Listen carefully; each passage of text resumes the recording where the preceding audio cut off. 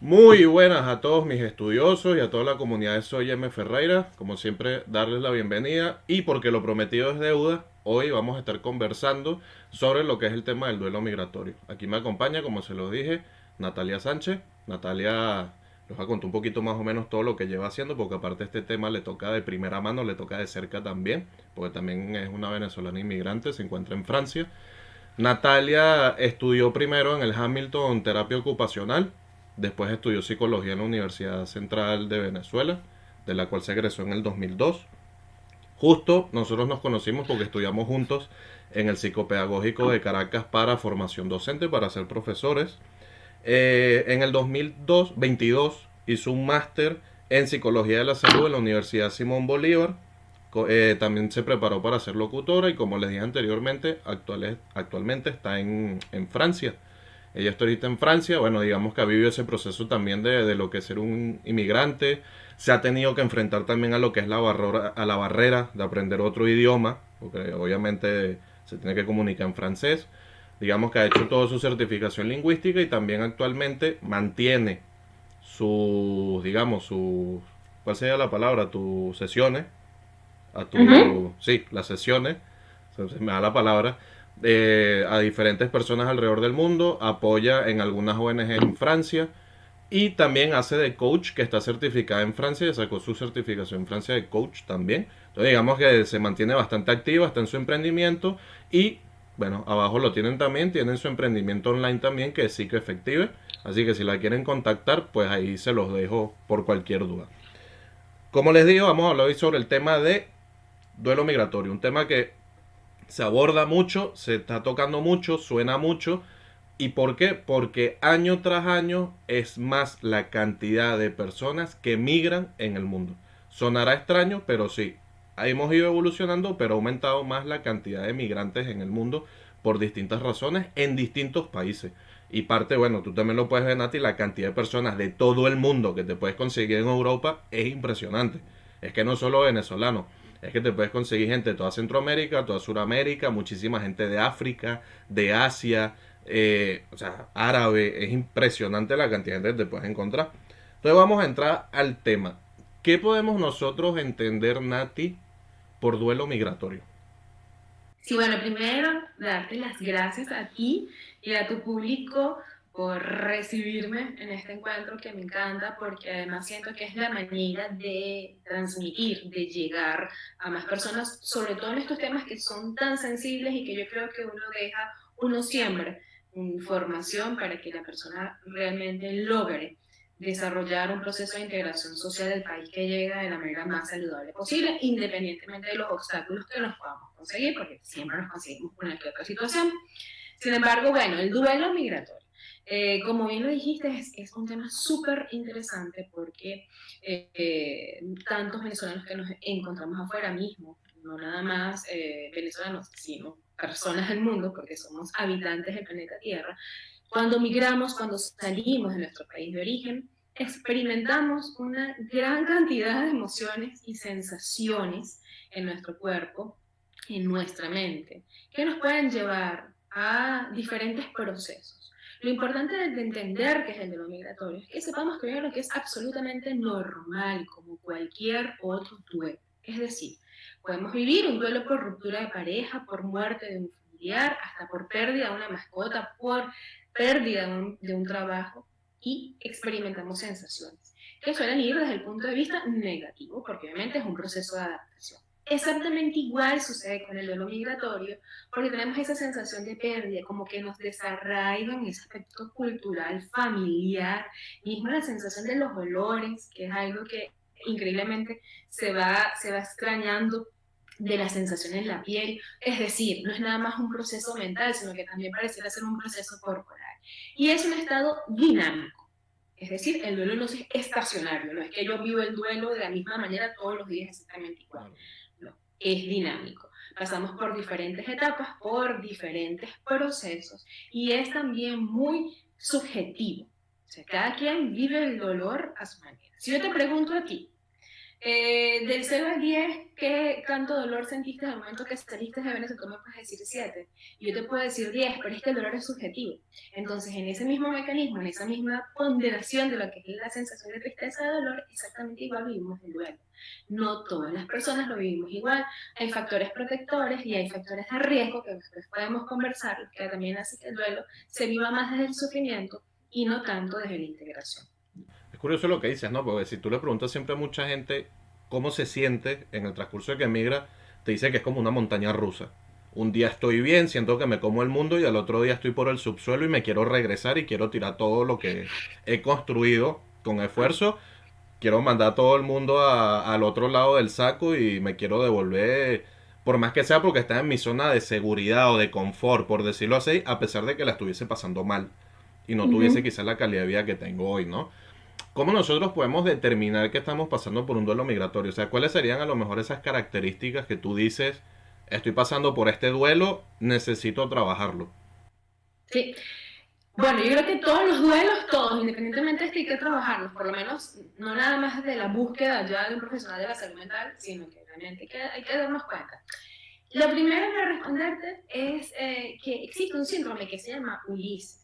Este Okay. síndrome de Ulises es un cúmulo de emociones, desde la desesperación, desde el malestar, desde la desesperanza, desde la tristeza, desde la depresión, desde la agonía. O sea, es un cúmulo de emociones que están vinculadas justamente al hecho de estar fuera, de estar lejos de los suyos. Este síndrome de Ulises, digamos que es como el primer punto que está presente en el momento de vivir lo que es el duelo migratorio. Mismo existen otros nombres que se le dan al duelo migratorio, como por ejemplo la nostalgia del extranjero o Okay. el mal de los 6 meses. ¿No? Entonces, estas otras maneras de llamar al duelo migratorio nos dicen ya, ok, puede ser que esta nostalgia, puede ser mismo que en el síndrome de Ulises, esta sensación de desesperación, tristeza, agonía, sufrimiento, realmente es lo que me marca la pauta. Sin embargo, como todo duelo, como es un proceso Claro. dinámico, pero proceso al fin, tiene como diferentes etapas. ¿Mm?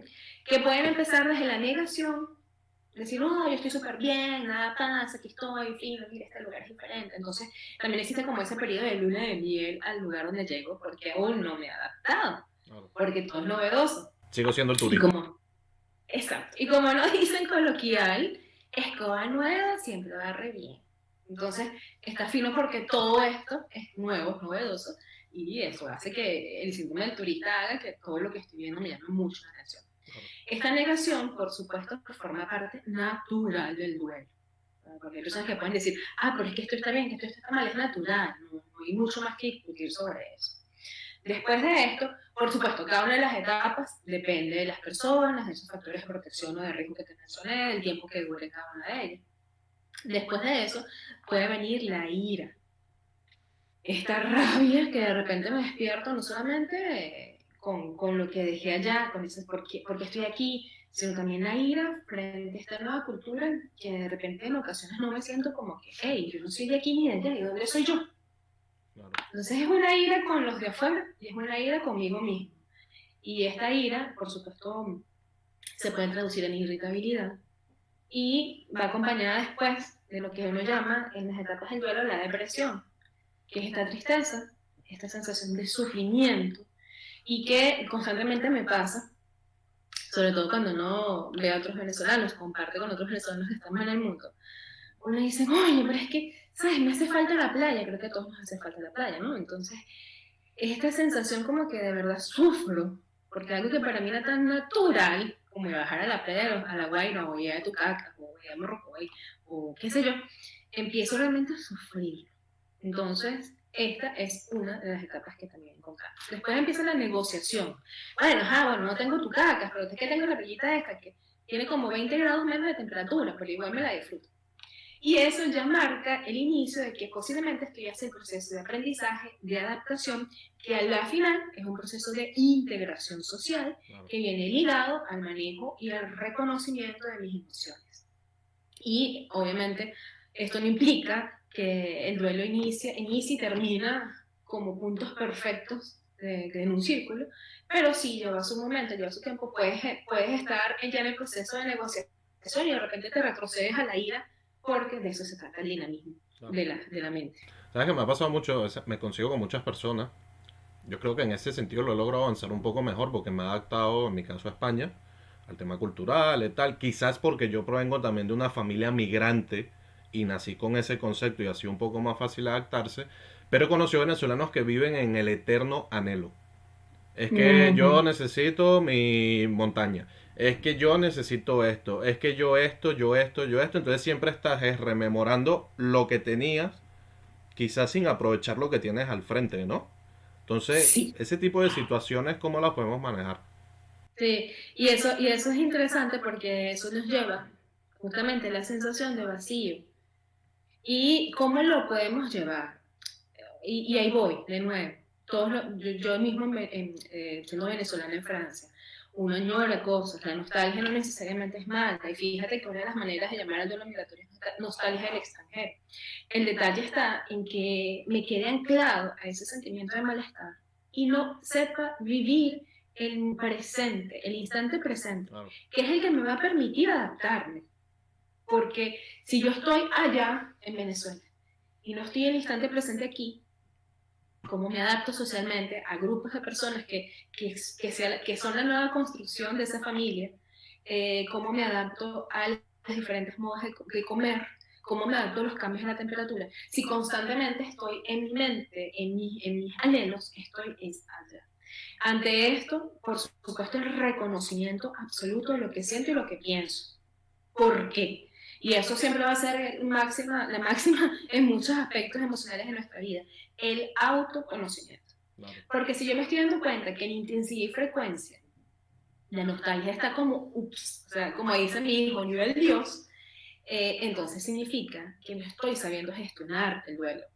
Porque el problema del duelo es que en ocasiones puede complicarse, y así mismo se llama, duelo complicado. Cuando tenemos un duelo complicado, la posibilidad realmente de yo insertarme laboralmente a esa meta que estoy visualizando, esa meta por la cual yo realmente migré, que yo realmente logre establecer vínculos afectivos que sean mi sostén, mi red de apoyo social, se va minimizando. Claro. Entonces, aquí es importante reconocerme, darme cuenta qué pienso y qué siento y que de alguna manera me calibre y sepa tocar la puerta a un profesional de la salud mental si la frecuencia y la intensidad de lo que siento realmente se está convirtiendo en un problema para adaptarme y me está limitando mi funcionamiento diario. Es allí donde realmente se prenden todas las alarmas, porque una de las maneras más expeditas, digamos, de vivir un duelo es la posibilidad que yo aprenda de él y yo diga, ok, de esto tengo que aprender. ¿Y qué es lo que tengo que aprender? ¿Y cómo lo voy a aprender? Es la pregunta. Y cuando me quedo en el anhelo, la posibilidad del aprendizaje se va retardando, se va postergando, y es allí donde muchísimas personas han llegado a sesiones y han dicho, ok, estoy bien, a mi alrededor todo está bien, pero estoy deprimida.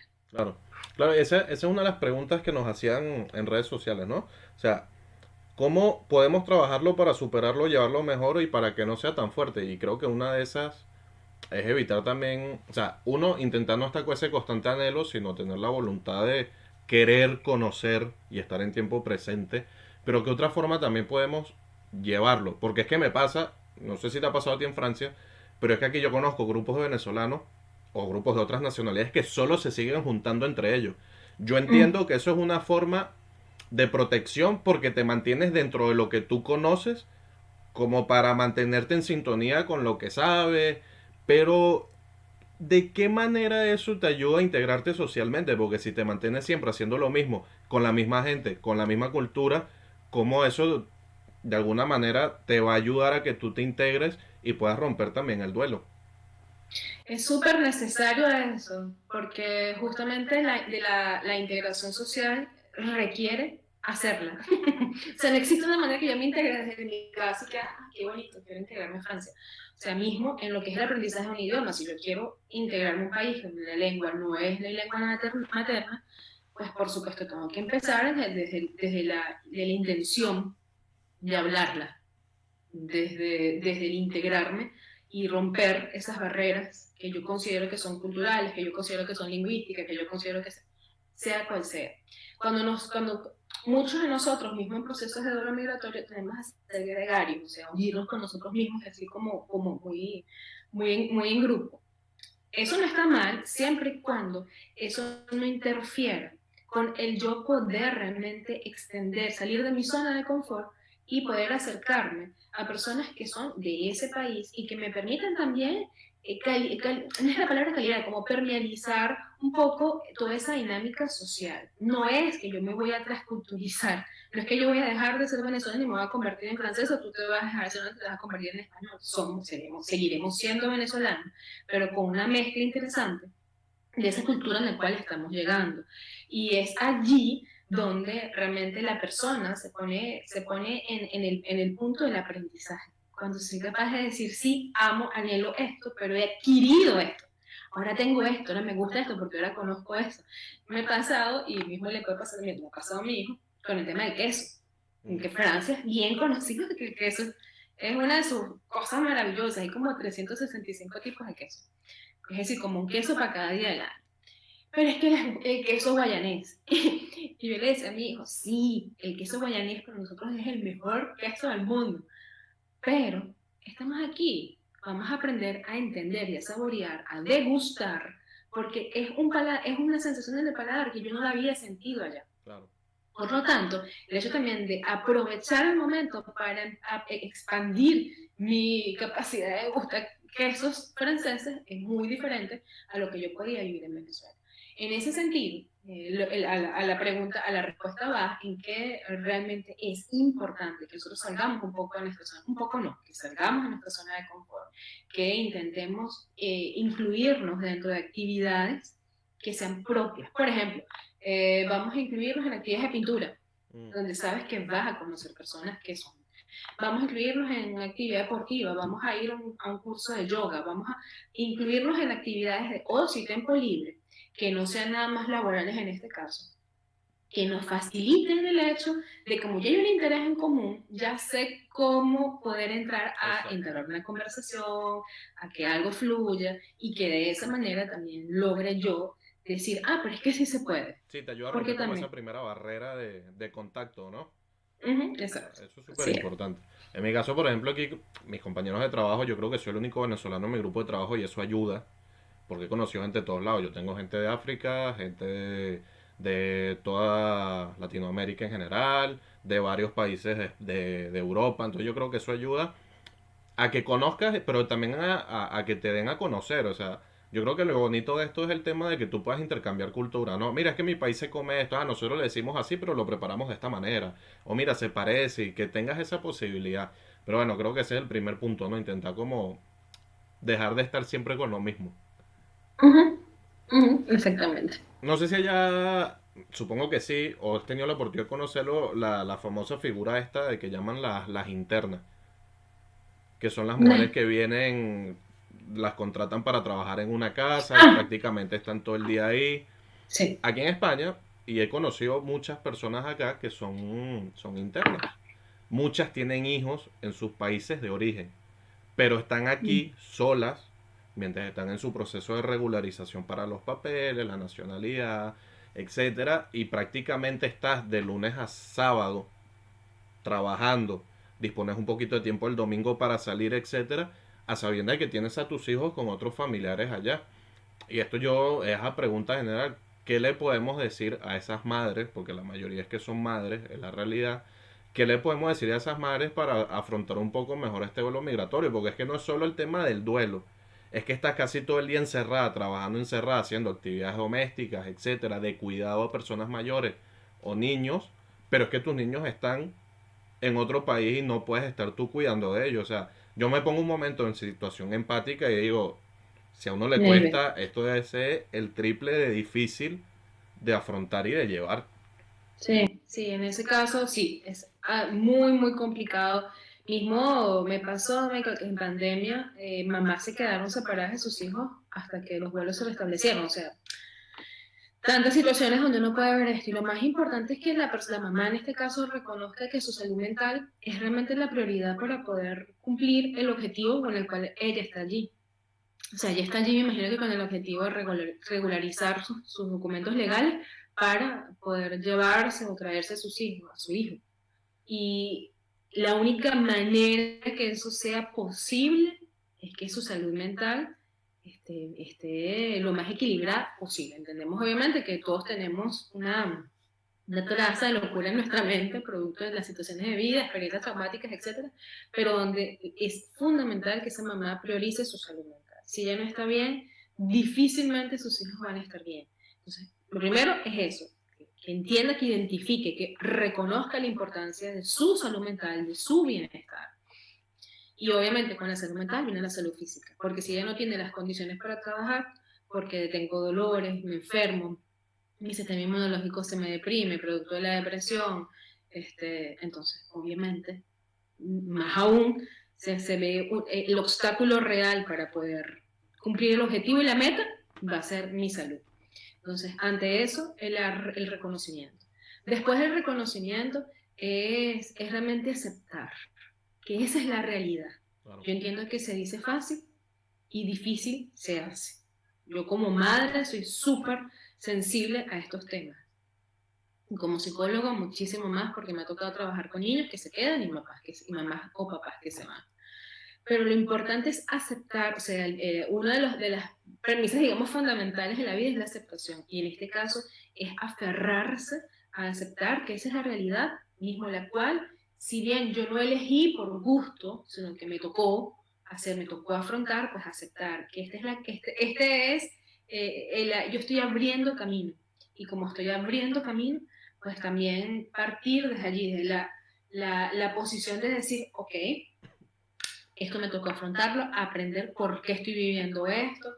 Yo soy sostén en este momento, no solamente sostén económico posiblemente para su familia, sino también sostén posiblemente para el futuro de sus hijos, como la mayoría de las madres. Y desde allí viene, por supuesto, también la calma. Porque si bien no es fácil, la calma debe llegar a la mente, al cuerpo de esa mamá que tiene a su hijo lejos. ¿Y por qué? Porque aunque mamá esté lejos, los hijos y las madres tenemos como un cordón umbilical invisible. Si yo estoy ansiosa, mi hijo va a estar ansioso.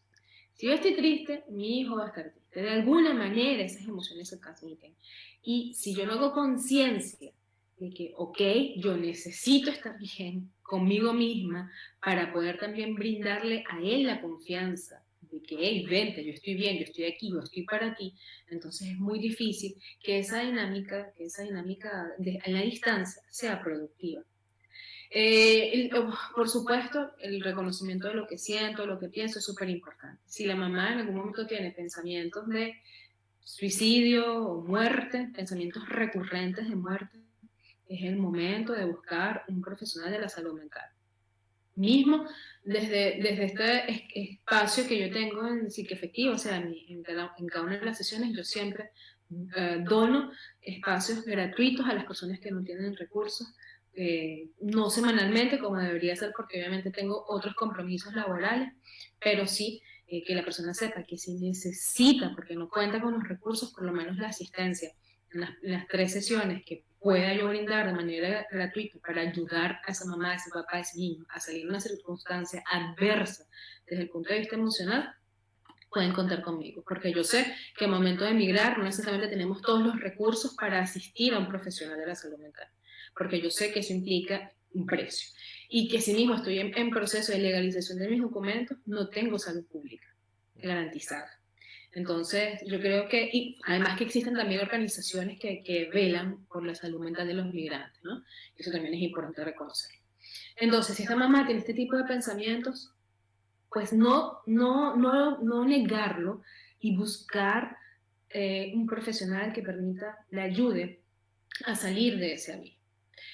Otro aspecto que es importante dentro de cómo yo como madre gestiono mis emociones frente a esto, pues ya que estás en un momento de soledad, que no tienes, digamos, esta fuente de distracción de nuestros hijos, que obviamente la son porque no hay tiempo, etc. También dedicarte ese espacio libre a ti. O sea, me voy a regalar a mí mi tiempo libre para meditar, para caminar, para pintar, para aquella actividad que genere placer, que genere gratitud. Porque si hay un punto importante de reconocer en todo esto es que es nuestro cerebro que en ocasiones nos envía las señales de depresión y hacer todas esas actividades que sé que son gratificantes para mí, que están a mi alcance y potenciarlas, agendarlas, no dejarlas de última en la lista, sino agendarlas y ponerlas de primero. Que no me quiero parar de la cama porque es que no estoy bien, no me siento bien, párese. Actívese, búsquese un grupo de apoyo que también le permita salir.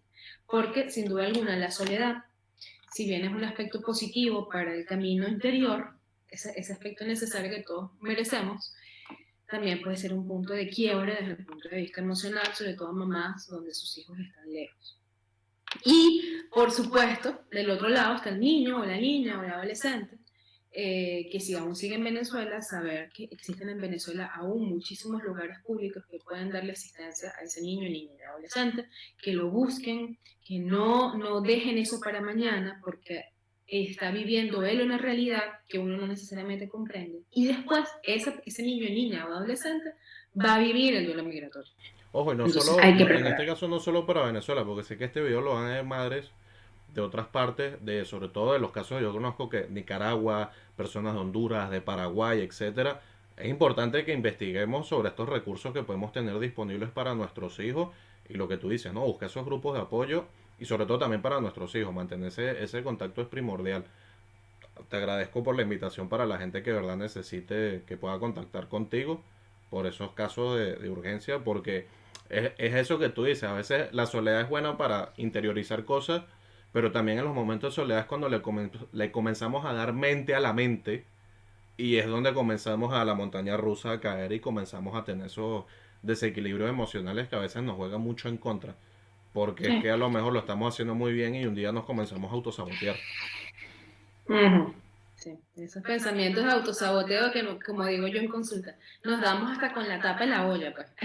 Sí, No necesariamente van a favor el éxito que yo deseo alcanzar. Sea cual sea el éxito, sea cual sea, eso que tú visualizas, esa meta que tú tienes allá, que tú quieres tocar, que tú quieres vivir, el autosaboteo se convierte en el mayor o el primordial o el primer obstáculo que podemos nosotros tener en nuestra vida. y eso es importante, pues pasa mucho también como inmigrante.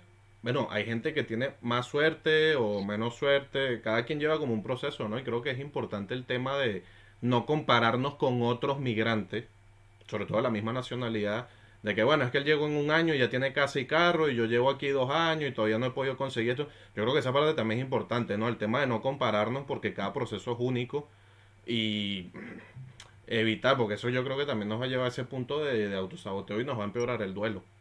Sí. Sí, las comparaciones no son buenas, sobre todo si van en la autodestrucción. Si yo me voy a comparar con alguien como un modelo, es decir, wow, parece que esa persona venezolana está reconocida, yo quiero ser así también, me voy a estimular, voy a crear mi propio, qué sé yo, para llegar allá. Ok, lo vemos como un modelo, como algo que nos estimula, que nos motiva, que nos acciona. Pero si lo vemos como un proceso de que, ay, pero es que yo, mira, qué suerte tuvo que consideramos suerte. O sea, empezar también a detener esos pensamientos que mismos son creencias limitantes, en la mayoría de los casos, porque tú no sabes qué vive esa persona. Para llegar ahí, Claro. tú no sabes, o sea, nada. Nosotros no podemos partir de las suposiciones cuando estamos estableciendo comparaciones, porque lo más probable es que nos estemos equivocando y eso va en autodestrucción, eso va en un principio, en un aspecto principal de autosaboteo. Otra pregunta que nos hacen, y no, me causa curiosidad, ¿no? Que a veces uno con este tema busca estar cerca de gente, pero ¿qué pasa cuando ocurre lo contrario? Y nos preguntan, ¿es normal durante este proceso, a pesar de que tengamos tiempo ya en el país donde estamos, que intentemos alejarnos de amigos y familiares? Bueno, eso hay que entenderlo porque puede ser una pregunta muy específica, ¿sí? Generalmente cuando nosotros nos aislamos, y por eso es que, o sea, lo digo con cuidado, comillas, corchetes, Sí, con subrayados, pinzas. negrilla. Uno de los aspectos que motiva a las personas a que nos aislemos es la depresión. Entonces, cuidado, hay que valorar si realmente esta persona está atravesando, como dije en un principio, en intensidad y frecuencia el sufrimiento, en intensidad y frecuencia el anhelo. O sea, ¿qué pasa? No? Si me estoy aislando como un mecanismo protector, porque es que mi familia me contamina la mente de, porque es que mi familia, o sea, digamos que del otro lado existe una familia que no está partiendo de lo funcional, desde el apoyo en distancia, sino está más bien alterando, haciendo ruido al propio proceso de adaptación. Sí, Bueno, poner un stop, coloquialmente como dicen, tóxico. exacto. Poner un stop, poner una distancia, no está mal, porque yo me doy cuenta de que este comportamiento, eso que recibo por WhatsApp, por el grupo de la familia, hey, no me está haciendo bien. Entonces, yo decido de manera consciente, voluntaria y organizada, pues para poner un límite necesario para yo poder cumplir mi proceso de adaptación. Porque eso es algo importante. Las personas que están del otro lado, que están en nuestros países de origen, familiares, amigos, etc., no necesariamente conocen la realidad de lo que nosotros vivimos. Y cómo vivimos también. No es lo que vivimos, sino cómo lo vivimos. Entonces, sí necesitamos poner una distancia y un límite para poder realmente sobrellevar el duelo, la migración, la adaptación, los nuevos proyectos, lo que corresponda que estés viviendo en este momento, está muy bien. Pero si me aíslo, me enconcho como una caracola, porque mis emociones me están haciendo muchísimo malestar, hay que tener cuidado. Mi recomendación es tocar la puerta de un profesional de la salud mental que te ayude a entender si ese aislamiento es producto de límites necesarios, positivos, porque a veces es necesario poner esos muros, o temporales si es posible, o si es producto de un episodio depresivo. Estabas comentando ese tema de, bueno, sí, que hay familias tóxicas.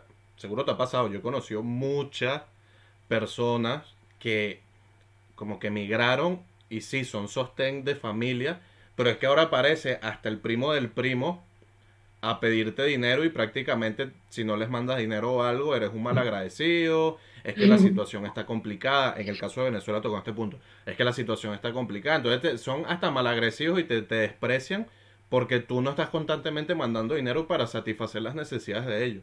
Que ojo, yo sé que esto suena feo, decirlo de alguna manera, pero es que nosotros tampoco tenemos obligaciones con la familia.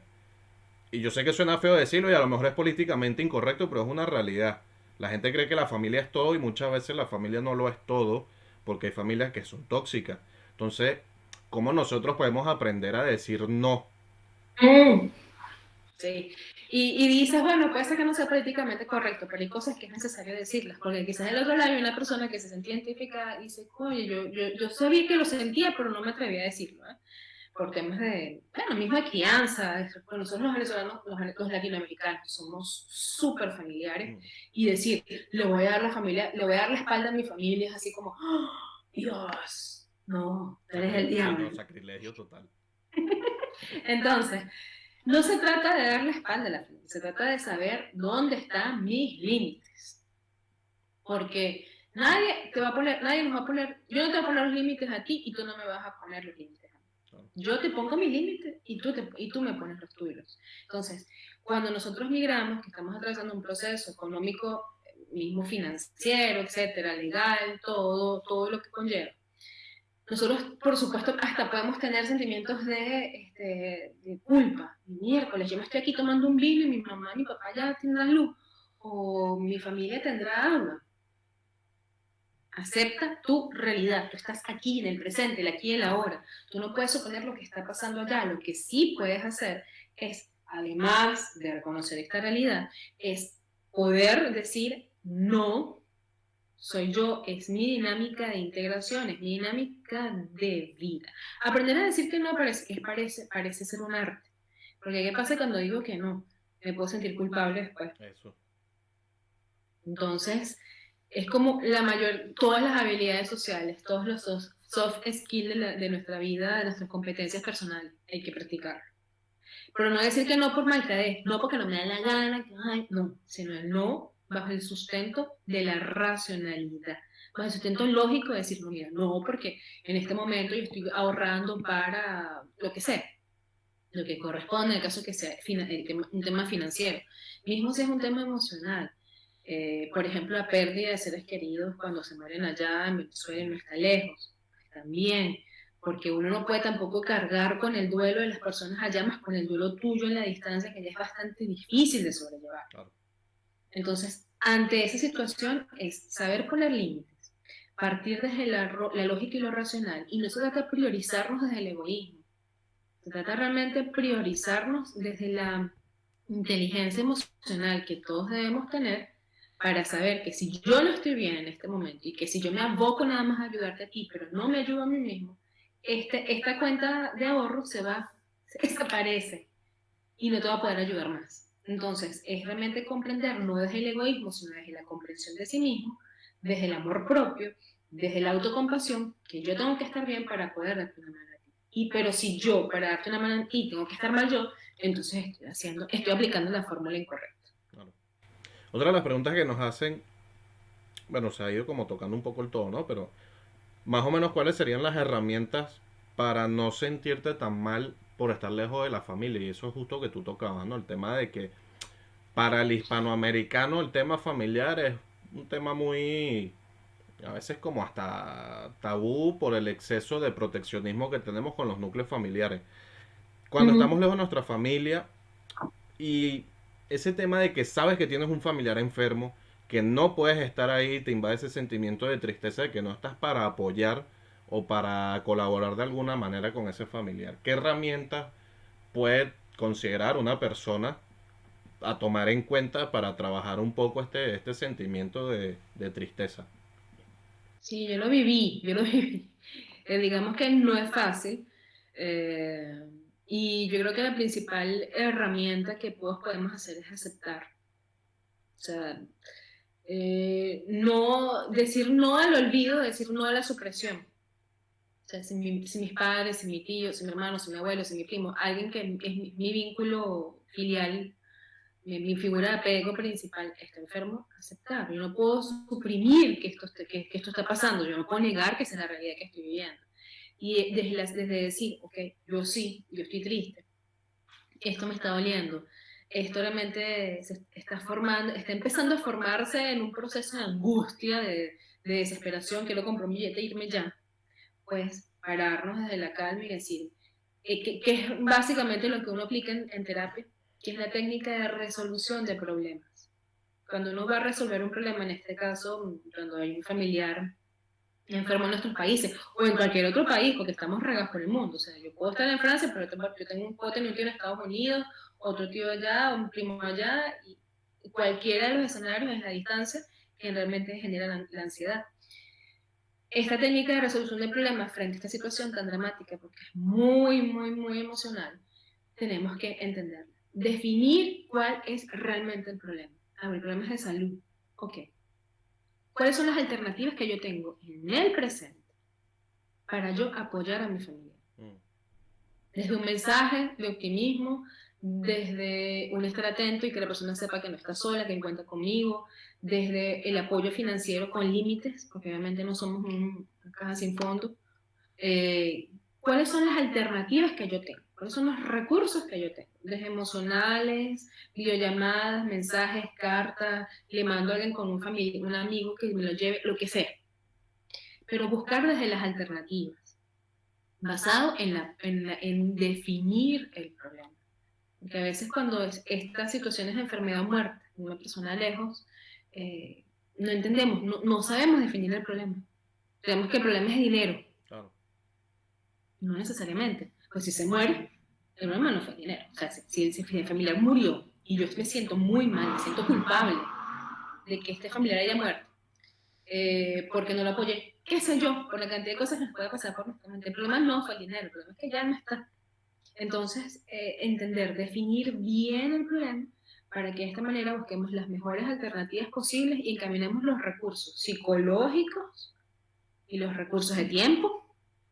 Tampoco es que uno está lejos de su casa y de su país de vacaciones los 365 días del año. Y los recursos financieros. O sea, tener como muy claro qué es lo que podemos hacer. Claro. Otra pregunta, y quizás esto ya te está tocando un poquito más de cerca. no me acuerdo qué edad tiene tu hijo, pero sé que ya estamos entrando en una etapa divertida que te va a Oh, afligir, sí. que te aflige. Y justamente nos hace una pregunta eso, ¿no? Adolescencia e inmigración.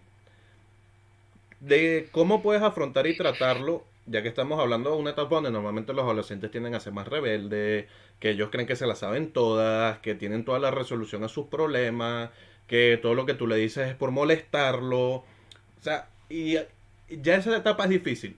Y sumado a eso le estás cambiando el contexto social en un país que no tiene mucho que ver con tu cultura, en el caso de España, y en el caso de Francia, más distante todavía porque ya está de primera entrada la barrera del idioma. ¿Cómo lidias con eso? Sí. Tengo chicos adolescentes en sesión que son migrantes. Primero, si la mamá y el papá, o mamá o papá, van a migrar, todavía se encuentran en su país de origen, pongan a ese muchacho ya en terapia.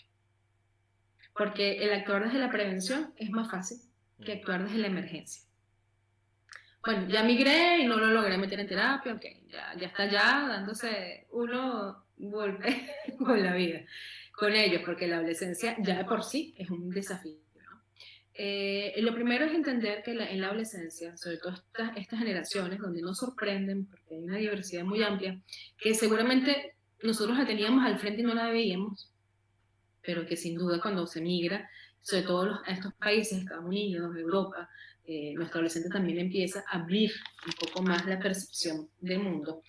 Lo primero y lo más importante es que sepamos que ya de por sí hay un sub y baja hormonal, que es lo que motiva que ellos de repente sean irritables, Mm. o uno diga, es que ese es inconforme, todo lo que yo he hecho, todo lo que yo he hecho para que estemos aquí, y todavía se queja. De eso se trata. Y como te digo, me da risa, no porque sea gracioso, sino porque yo lo vivo en las sesiones, no entiendo a los adolescentes. Es que mi mamá ya me va a decir que me va a quitar el teléfono, como si el teléfono fuera el mal de todos los males de mi vida, etcétera, ¿no? O el PlayStation es el culpable de todo lo que me pasa. O el Nintendo Switch, etcétera.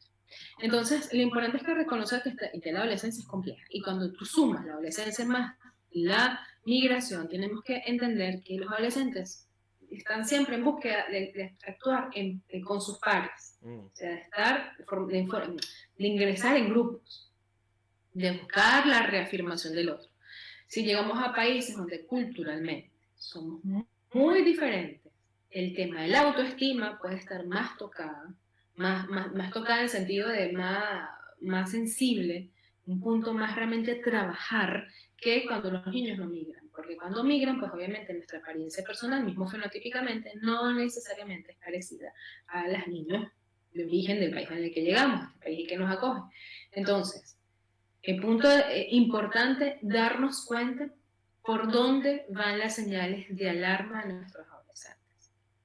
¿Cuánto tiempo le estamos dedicando para escuchar a nuestro adolescente frente a su propio duelo migratorio? El adolescente difícilmente te va a decir, estoy atravesando la parte de la negociación porque estoy en proceso de adaptación. No, el adolescente no te lo dice así.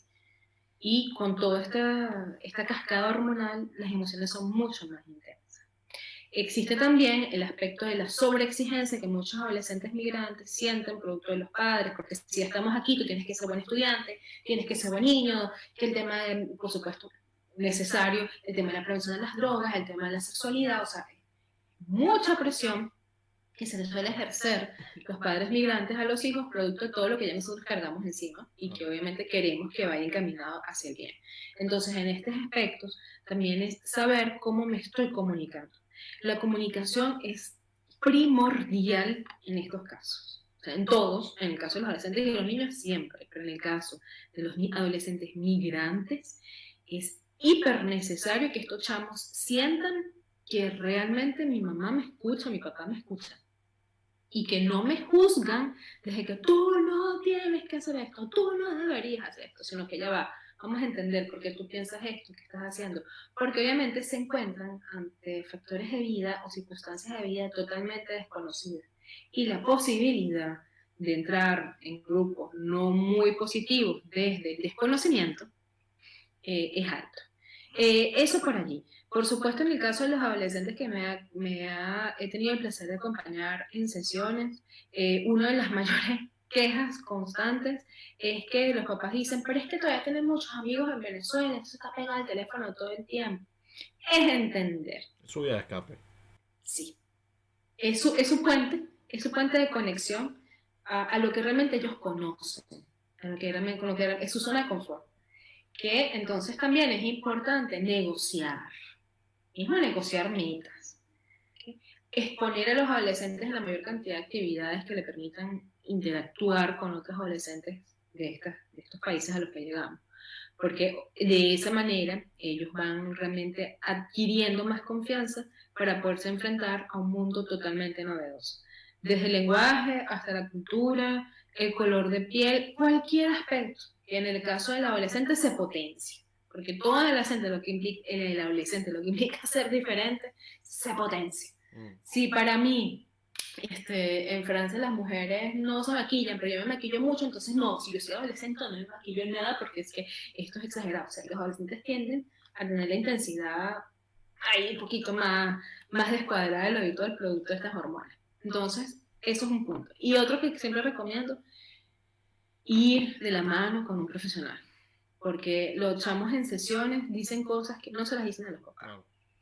Y es uno el puente mediador entre un aspecto y otro, y yo creo que realmente es un recurso que debería ser prioritario en el caso de niños y adolescentes, no nada más de adolescentes. Sí, es importante. Yo creo que también lo que mencionas con el tema de cuando uno le comienza a exigir mucho al adolescente, porque ese mismo tema de migración y comienza a decirle, porque tú y tal, yo creo que también es importante que los padres eviten también ciertos temas de prejuicio y como de achacarle cosas a ellos en el sentido de que lo he visto, me parece también muy mal, porque se lo vas ahí como germinando en la cabeza. No, bueno, es que a lo mejor es una forma de excusar el comportamiento del niño. Es también, no, bueno, es porque en este país se hace la cosa distinto, entonces por eso... O sea, como que también le achacas a la culpa al factor cultural externo y que al final tú fuiste el que emigró y se tiene que adaptar a eso. Y más bien no es decirle al niño que es por culpa de que ellos son así, sino más bien hay que decirle como que, mira, hay que entender que aquí las cosas se hacen de una manera, nosotros las hacíamos de otra y que tenemos que aprender a convivir con eso y llegar a un consenso entre lo que hacíamos nosotros y lo que hacen ellos de manera de que podamos convivir entre las dos aguas, ¿no? Entre lo que somos culturalmente de nacimiento con lo nuevo que estamos aprendiendo para integrarnos. Sí, sí, sí, es así. En consulta yo he escuchado cosas como, es que yo migré por ti. Pero ¿de qué peso le estamos dando, eh? O sea, es un puñal. O sea,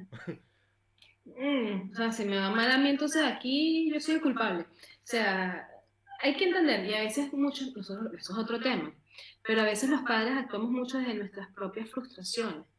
Entonces, hay que darnos cuenta. Ya va, lo que yo estoy verbalizando, ¿qué estoy diciendo? Porque sin duda decirle a un chamo que yo migré por ti. Cuando a lo mejor ni siquiera se lo preguntaste, pues en tu por ti es que te voy a ofrecer mejor calidad de vida, pero es que a lo mejor tú ni sabes ni qué es calidad de vida, porque hemos vivido con lo mismo todos estos años, y claro, te chocas con otra cosa de cómo se hacen y le estás poniendo un peso al adolescente que al final era más un deseo tuyo que de él. Porque al final si emigró contigo es porque tú lo quisiste, no porque él se quiso ir de la noche a la mañana. Exactamente, sí. Entonces hay que tener cuidado con lo que se dice.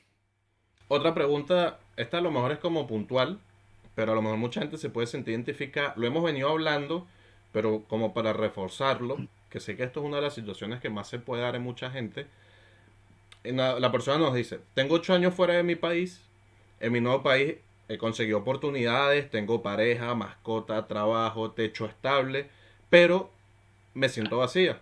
Mi abuela no está conmigo, se murió mi hermana por el COVID, aquí vamos arrastrando una sucesión de hechos, y esto me ha impactado. Me siento vacía del país donde estoy emocionalmente hacia mí misma.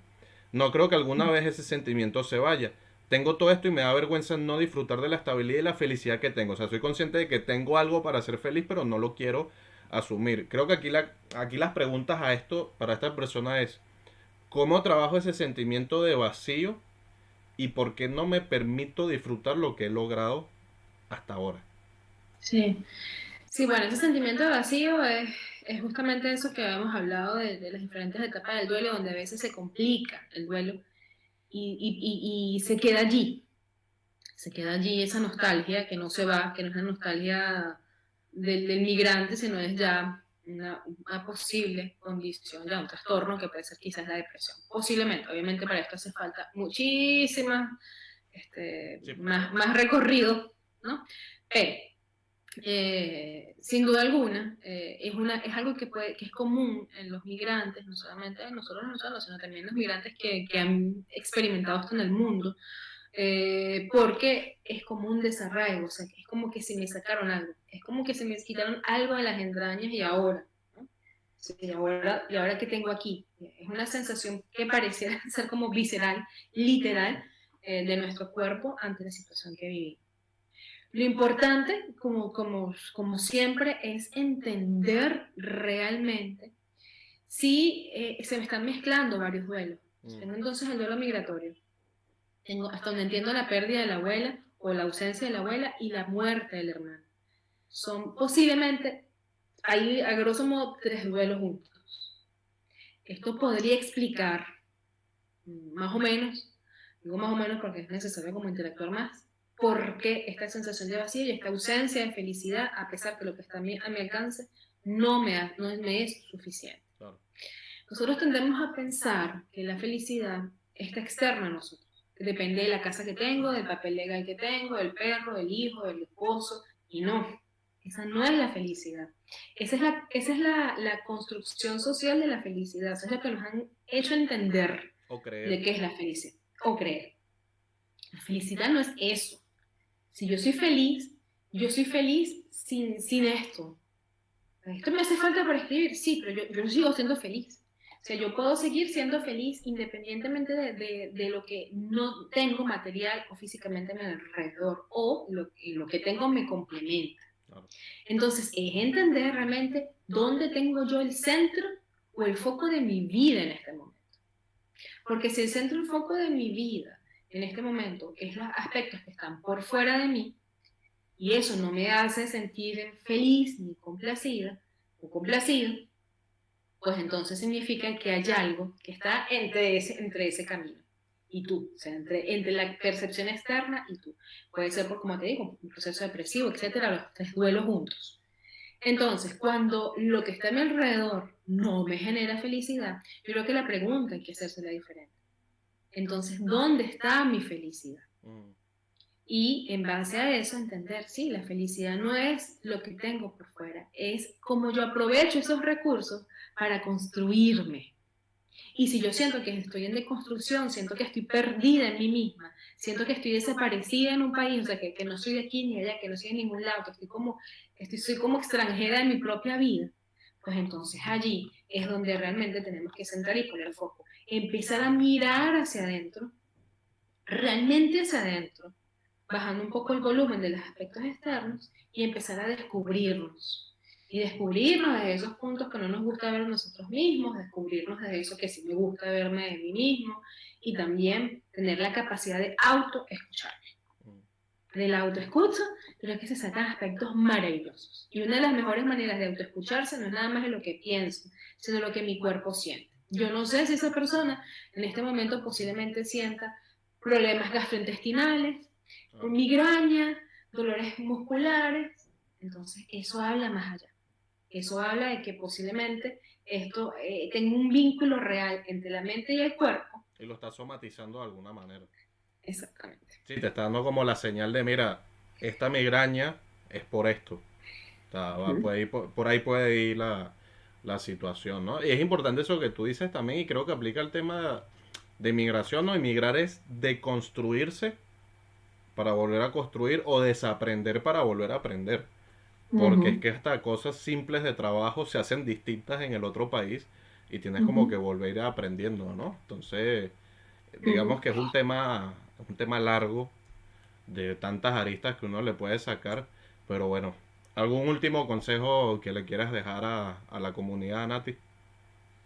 Bueno, como bastantes cosas hemos hablado hoy, Yo creo que hay que centrarnos en nosotros mismos como migrantes, en mi experiencia personal, donde hay días me despierto añorando, hay días donde digo, puedo hacerlo. Darme cuenta que eso es normal, que eso se trata también de ese vínculo que tenemos con nuestro país de origen. Sin embargo, para poder yo enfocarme en lo que realmente merezco vivir, en producto de la migración, después de ya establecerme en un país, yo necesito, es necesario para todos, es necesario para todos tener claridad. Y la claridad no se consigue desde el ruido externo que me genera esa cantidad de pensamientos rumiativos, esa cantidad de emociones que inundan y que no sé cómo salir de ellas, esos golpes al ego que da la migración, porque uno en nuestro país tenía un estatus ahí fino. Ah, pero ya no la tienes, ya no tienes ese mismo estatus posiblemente. Entonces, decir, ok, es que yo tengo una cicatriz en mi ego, es que me dieron en lo que yo había construido allá profesionalmente, materialmente, y aquí, hey, no tengo nada.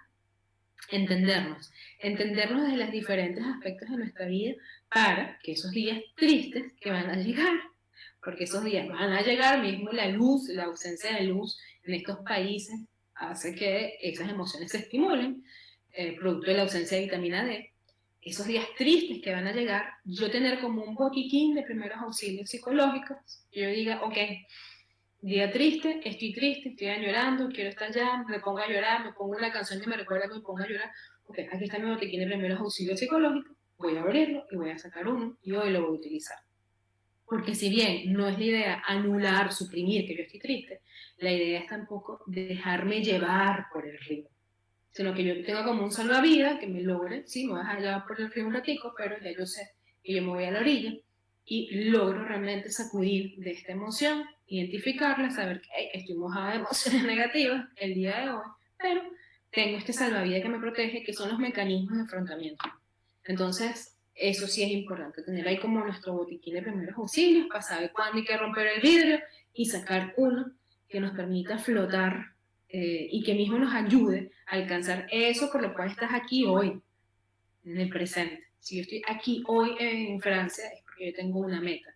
Y para alcanzar esa meta, de verdad necesito claridad, enfoque y sobre todas las cosas que yo creo que es uno de los puntos más importantes, confianza. Confianza en uno.